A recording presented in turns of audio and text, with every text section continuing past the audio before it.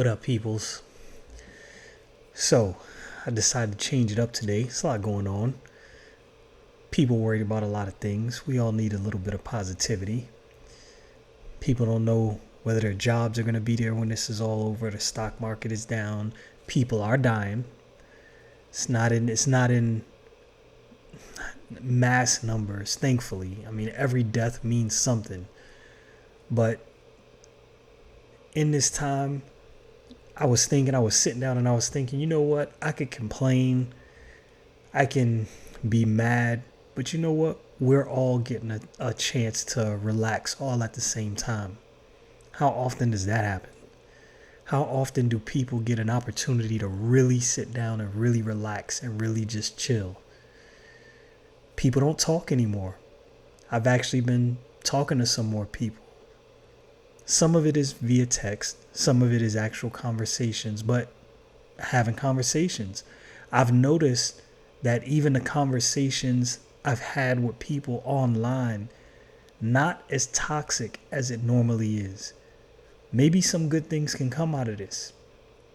Hopefully, we can come back a lot stronger. Hopefully, when this is all over, the economy will be a lot stronger than it was even before this happened. I'm hopeful. That's what I hope happens. We could sit in a house and we could constantly watch the news and doom and gloom and everything's coming to an end. Or we can sit back, not panic, be calm, be cautious, wash your hands, do what you need to do, and enjoy this time. I've had a lot of time to research, a lot of time to study. Surprisingly, I haven't played games as much as I thought I would. I got some comic books that I haven't read yet. I'm going to get to those. A lot of time to pray. Not that I didn't have time to pray before, but in times like this, what else are you going to do? Your distractions are gone. Outside of the internet, I mean, we got that, but for the most part, your distractions are gone. You're chilling. There's one issue going on right now. So it's not like there's multiple issues people are focused on and there's multiple stories and threads running through the news. There's one thing everybody's focused on. That gives us all the opportunity to sit back, relax, chill, reflect, pray, learn something you wanted to learn, look into some things, call someone. Call somebody that you haven't talked to in a while. Have a conversation. Build. I've been saying over the years, I say this a lot. The art of conversation has been lost on a whole generation. People would rather sit on their phones, or people would rather text you versus either sitting face to face or even just getting on a phone, and having an actual conversation, an actual voice conversation. It's not something that's done very often. I'm surprised at the number of people I come across on a day-to-day basis and just strike up a conversation. And they always bring up the fact that, man, it was good to actually have a conversation. People don't do this anymore. I had a random lady, I want to say it's about a month ago. I was in Walmart picking something up. She said something to me. I said something to her. We had like a 20-minute conversation just sitting there. I don't even remember what it was about. And when it was done, she said, you know what? You're the first random person I've had a conversation like this with in years. We need to do that more often. Get to know the people around you. Socialize. I think the reason that there's before this, it seems like the divide is closing. I hope that's the case.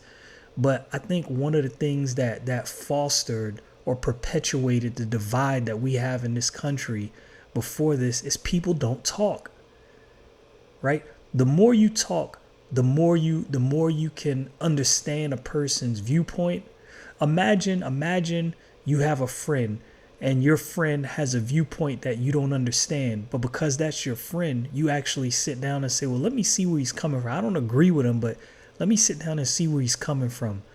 That then in turn allows you to understand somebody you don't know that may have the same viewpoint. And instead of you viewing them in a negative light, in your mind, you're like, well, while I disagree, I talk to my boy over here, or I talk to my homegirl over here, and now I understand why she thinks this way. I've learned this over the years, the older I get. You can't win over a person if you're constantly treating them like they're some kind of mortal enemy.